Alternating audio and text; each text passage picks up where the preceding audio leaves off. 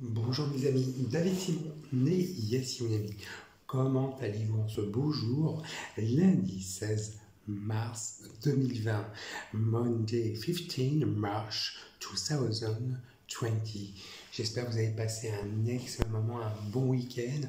Voilà, rassurez-vous, vu la pandémie qui se passe actuellement en France, dans notre continent, restez chez vous. Moi, actuellement, je suis chez moi. Je prends toutes les précautions et qui me sont à disposition aujourd'hui, actuellement. C'est pour ça que je suis en face de vous. Voilà, et le plus important, je suis actuellement ici, je fais du télétravail, donc rassurez-vous, je suis ici. Voilà, donc écoutez bien toutes les conditions de sécurité. Il y a une grande sécurité sanitaire, il y a le Covid-19, donc prenez toutes les bonnes précautions, ça c'est de sécurité. Voilà, dans tous les cas. Donc on va élaborer, alors c'était bien avant les questions sur les questions réseau LinkedIn, réseau social professionnel et réseau social Facebook.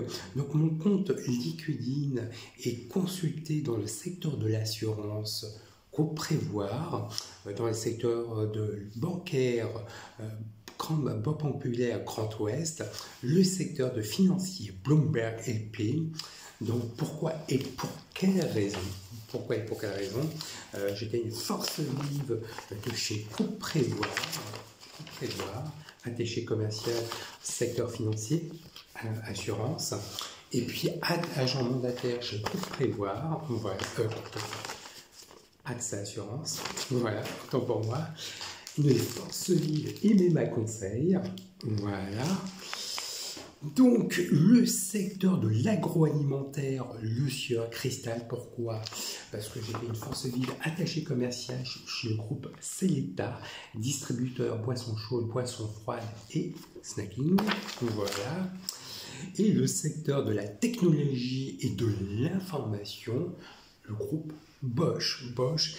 Voilà, c'était très très important de préciser. Pourquoi j'étais attaché commercial aussi chez Lyonès Câble, maintenant qu'il y a Numercable SFR, mais aussi il faut savoir que le groupe Bosch est dans le secteur de l'électroménager et j'étais vendeur électroménager chez Boulanger, voilà, mais aussi vendeur électroménager chez le groupe Édouard Leclerc.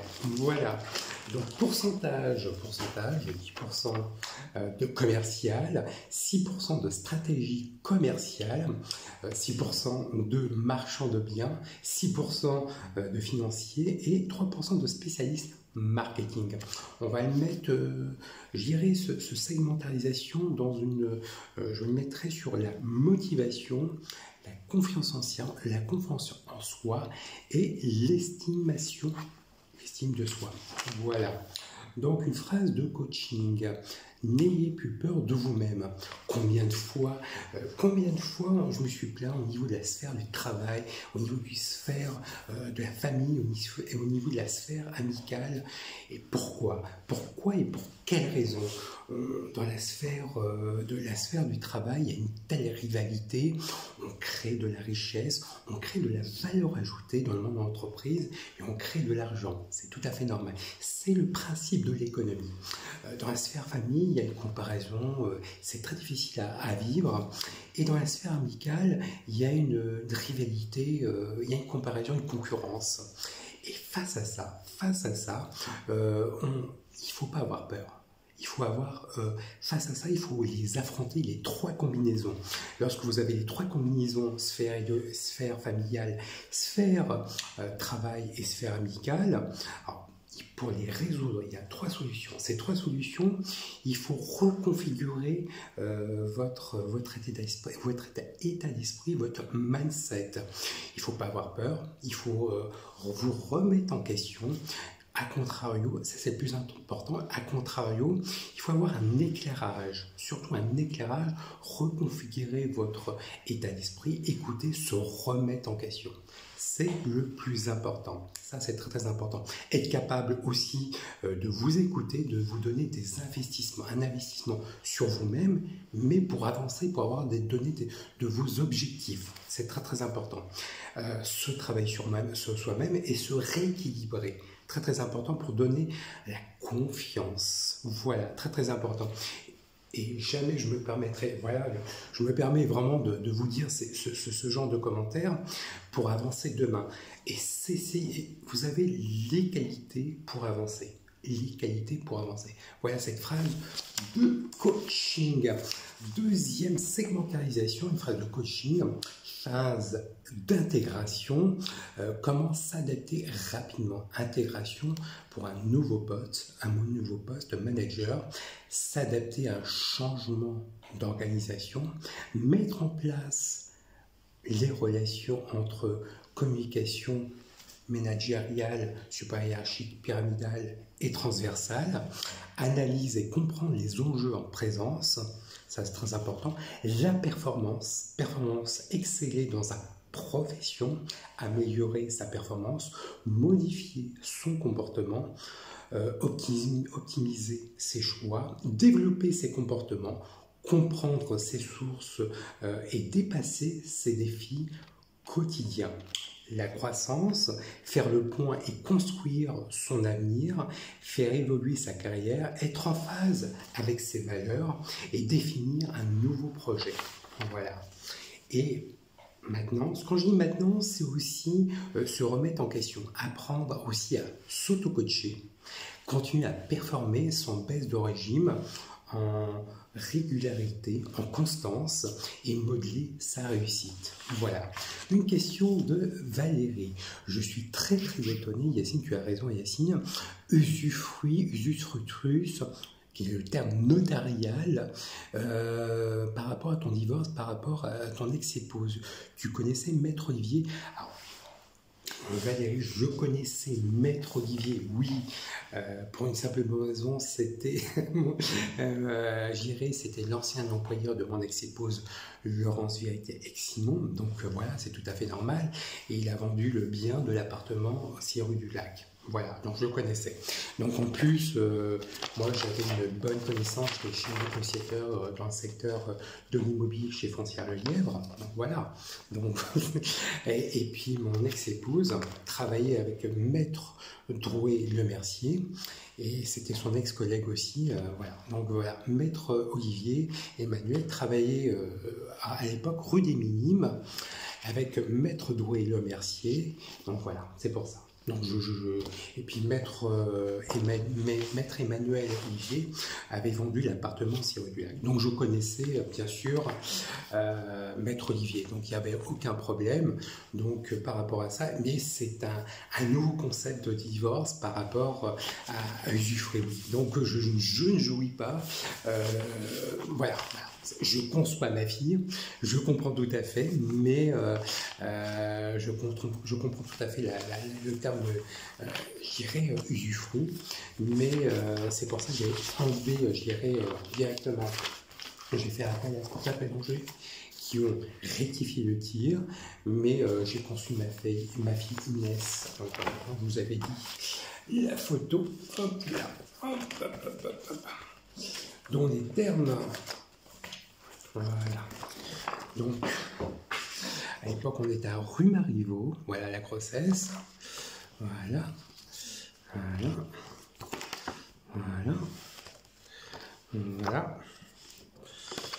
Donc, eh oui, rue Marivaux. Et la naissance Inès Anaïs Laurent Simon, née le 6 juin 2005 au Mans dans la Sarthe. Voilà. Et moi, David Simon, né Yacine Ami, en bordant ma fille Inès Anaïs Laurent Simon, née le 6 juin 2005 au Mans dans la Sarthe. Voilà. Ah, tout un bonheur. Tout un bonheur.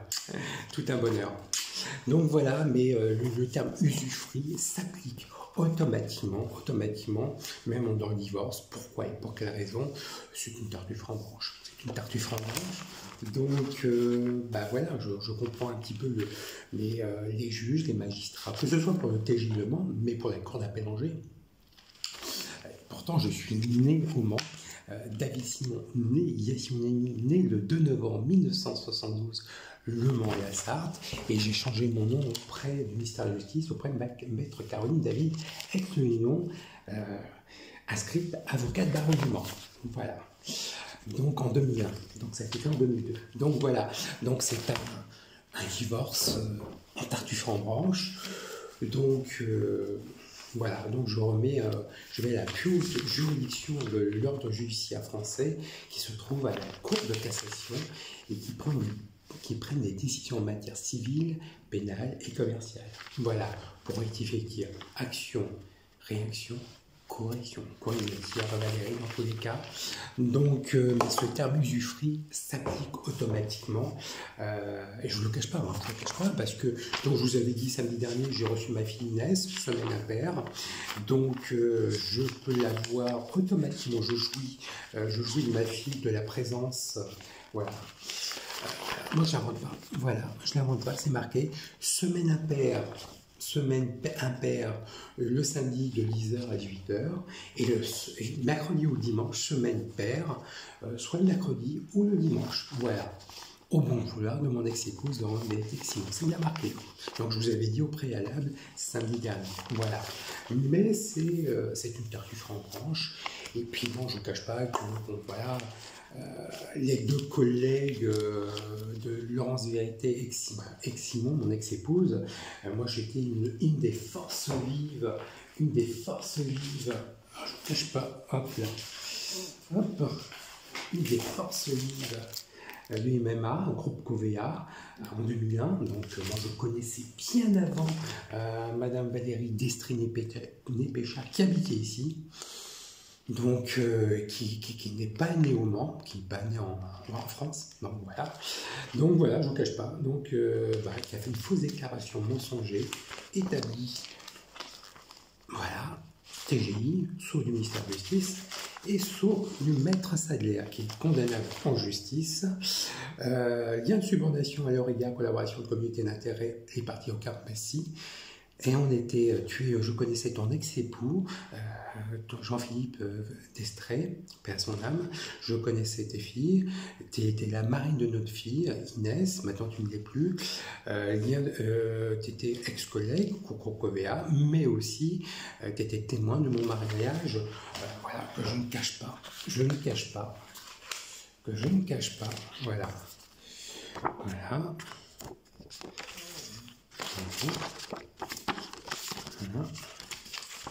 Ça, c'était l'auberge des Matefeux. Et je n'ai pas dit les bêtises. Madame Valérie Destray, le 4 octobre 2003, en signant les bans du mariage. Voilà. Donc, fausse déclaration mensonger, et comme condamnable en justice, et puni d'un an d'emprisonnement et 15 000 € d'amende, le fait d'établir une attestation à un syndicat faisant état des faits matériellement inexacts. Voilà. Je ne l'invente pas, c'est inscrit dans le code pénal, c'est une infraction au code pénal. Donc, et puis voilà, Maître Sadler, qui est inscrit avocat de barreau du Mans, s'en souviendra, on se revoit à Paris. Donc, dans tous les cas, je me permettrai aussi, Maître Sadler, j'ai un devoir, ma cote de déontologie et mon devoir de réserve me permet de prendre des précautions oratoires, Maître Sadler. Voilà. Là. Ah, là. Donc voilà, donc un petit bémol, oui, bah, ça s'applique automatiquement directement et puis directement au divorce. Pour bien conforter, je connaissais bien Maître Olivier. Voilà, c'est pour ça, parce que j'ai mon ex-épouse Laurence Vérité Simon travaille avec Maître Drouet Le Mercier et Maître Olivier, et en cabinet notarial, et moi j'étais aussi négociateur dans le domaine, négociateur immobilier dans le secteur immobilier chez Foncière Village. Voilà, dans tous les cas. Troisième chapitre, les talents est essentiel pour un manager. Partager sa vision, donner un sens, fixer un objectif, être enthousiaste, insuffler sa passion. Deuxième segmentarisation, savoir communiquer positivement, être à l'écoute, avoir le sens du dialogue, développer son empathie, être bienveillant. 3. Inspirer confiance, avoir confiance en soi, être intègre et honnête, être exemplaire, faire preuve d'égalité, être en cohérence entre soi-même et ses objectifs, savoir s'adapter, observer et encadrer, déléguer à bon escient, savoir prendre des risques et se remettre en question. Voilà. Rester soi-même, avoir le sens de l'humour, faire preuve d'humilité et accorder le droit à l'erreur. Voilà, ça c'est important de le préciser. Voilà. Donc, et là pour la partie, question, quatrième question, quel est le rapport maintenant entre au niveau des auxiliaires de justice et des personnes que tu as vues il y a 10 ans lorsque tu étais marié à ton ex-épouse Laurence Vérité-Simon? C'est une question de Cécile. Non, je prends quand même des précautions oratoires il y a 10 ans par rapport aux avocats de barreau du Mans. Ça c'est important de le préciser. Je prends quand même des auxiliaires. Quand j'étais surveillant pénitencier, stagiaire et malheureusement les croisettes, donc je prends quand même des précautions oratoires sur tous les acteurs judiciaires, que ce soit pour les locataires du 11 rue Herpel, mais pour les acteurs judiciaires, policiers nationaux, municipaux, qui étaient présents à mon agression à caractère discriminatoire, certains locataires qui étaient présents aussi. J'ai vu quelques locataires quand j'ai reçu ma fille Inès samedi 14 mars 2020. J'ai vu des locataires du 23 qui étaient présents à mon agression à caractère discriminatoire lorsque j'étais surveillant pénitencier, stagiaire et malheureusement et croisette. Donc je n'ai pas dit bonjour. Et il y a certains locataires. Donc je prends quand même des précautions oratoires. J'ai pu rencontrer des amis de Madame Laurence Vérité, de Madame Valérie Destré, Catherine Goupil, qui était juste à côté, derrière moi, et qui me dit « Ouais, c'est le réglo ». Non, je prends quand même des précautions oratoires. Pourquoi et pour quelle raison? Certains de ses amis étaient présents à mon agression à caractère discriminatoire. Donc, je dirais à l'heure actuelle, que ce soit au ministère de l'Intérieur, DGSI, ministère des Armées, DGSE, DRM et ministère de la Justice sont au courant. Donc, le dossier que je vous présente, il est sur Paris, sans des photocopies. Là, le dossier est à Paris. Donc, je prends quand même des précautions oratoires sur tous les acteurs. Donc, je ne peux pas... j'ai vu Jonathan Proust, il est venu me voir en soirée Herpel, Maître Sadler, Nelly Bousserand, Maître Vigénie Comte, Maître Godard. Donc, tout le monde, je n'ai plus le droit de discuter avec eux, tous les avocats de barreau du Mans. Voilà. Pourquoi et pour quelle raison? Pourquoi? Parce que ils étaient présents à mon agression à caractère discriminatoire. Delphine Bédoui qui connaissent bien cet appartement, Christine de Pontfarcy, Catherine Poirier. Donc j'ai failli perdre ma vie. J'ai été victime de discrimination, mais victime collatérale. Alors, ça se traduit par les commerçants parce que ils étaient au courant. Le week-end dernier, j'ai acheté un jus de pomme pour ma fille. Victime collatérale, j'ai reçu beaucoup de commerçants à 11 rue Herpel. Certains commerçants, donc, ils prennent des prix, ils n'ont aucune jalousie, pas je suis jaloux. Je suis jaloux de quoi? J'ai eu la chance et l'honneur d'avoir effectué mon service militaire au 2e régiment d'infanterie de marine, 15 à Saint-Martin-les-Palières, et j'ai été affecté à la caserne Mangin 9504, où j'ai fait un service militaire et professionnel, serveur. Donc j'ai reçu à 11 rue Herpel, je dirais, la famille, l'honneur et le privilège. Et je dirais, c'est un privilège et un honneur de rencontrer la famille royale marocaine, la famille royale espagnole et la famille royale britannique, à 11 rue Herpel. Donc certains commerçants ou certains, il y avait une jalousie. Donc voilà, je prends quand même des précautions oratoires sur tout le monde pour me protéger, mais protéger aussi ma fille Inès. Voilà. Donc voilà. Donc il y a quand même agression à caractère discriminatoire, fausse déclaration mensonger.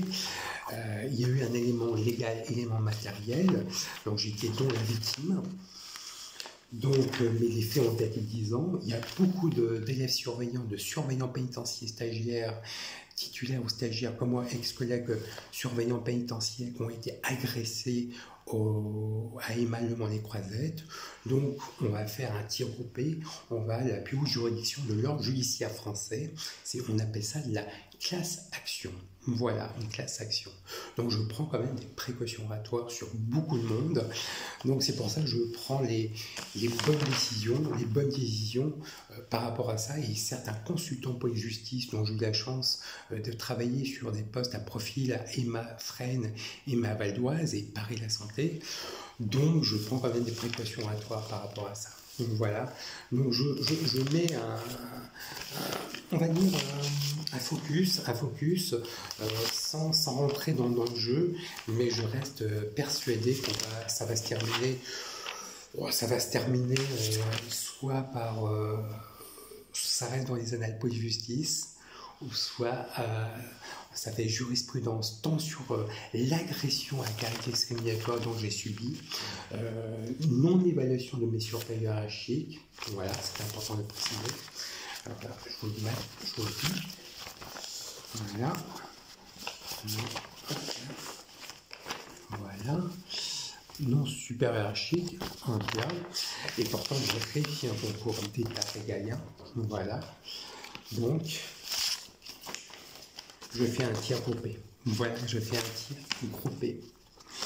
Donc voilà, c'est pour ça que je conforme, mais je prends des précautions oratoires sur tout le monde, Et pour conclure, je terminerai sur un court chapitre d'un ouvrage de Bertrand Perrier sur le bout de la langue, le plaisir du mot juste, par l'auteur de La parole est un sport de combat. Voilà. Magistrat. L'avocat peut avoir de l'autorité par talent, le magistrat forcément du pouvoir par fonction. La relation avocat-magistrat est donc par nature complexe. Elle relève du rapport chien-chat, parfois ami, parfois brouillé, toujours différent. Parce qu'elle est rendue par des hommes, la justice n'échappe pas aux humeurs et aux partis pris de ces derniers. On appelle cela pudiquement l'aléa judiciaire. C'est au demeurant ancien, dans le tiers-livre, Rabelais s'amusait déjà des pratiques du juge Brideur, qui refusait d'ouvrir les sacs dans lesquels les parties avaient rassemblé leurs pièces. C'est l'origine de l'expression « l'affaire est dans le sac ». Lançait un dé et se rendait sa sentence en faveur de celui qui est privilégié par le sort qui indique le hasard du dé judiciaire. Une dernière anecdote, parmi celles que les avocats se racontent dans les salles des pas perdus. L'avocat vient de l'emporter, il appelle son client pour lui annoncer le verdict. D'une voix enjouée, il claironne « Allô, la vérité a triomphé !» Le client fait appel. C'était Bertrand Perrier sur le bout de la langue, le plaisir du mot juste. Par l'auteur, la parole est un sport de combat. Bertrand Perrier est un avocat au Conseil d'État et à la Cour de cassation. Il enseigne l'art oratoire à Sciences Po et à HEC. Il a participé au film à voix haute et contribue à la formation des participants au programme Eloquentia qui désigne chaque année le meilleur orateur de la Seine-Saint-Denis. Dans tous les cas, je vous remercie de cette bienveillance, de cette écoute, de cette sollicitude. J'ai qu'à vous souhaiter, dans tous les cas, un très bon lundi, une très belle semaine. Et dans tous les cas, soyez optimistes et soyez à l'écoute et pragmatiques à toute opportunité. Je vous embrasse, à très bientôt.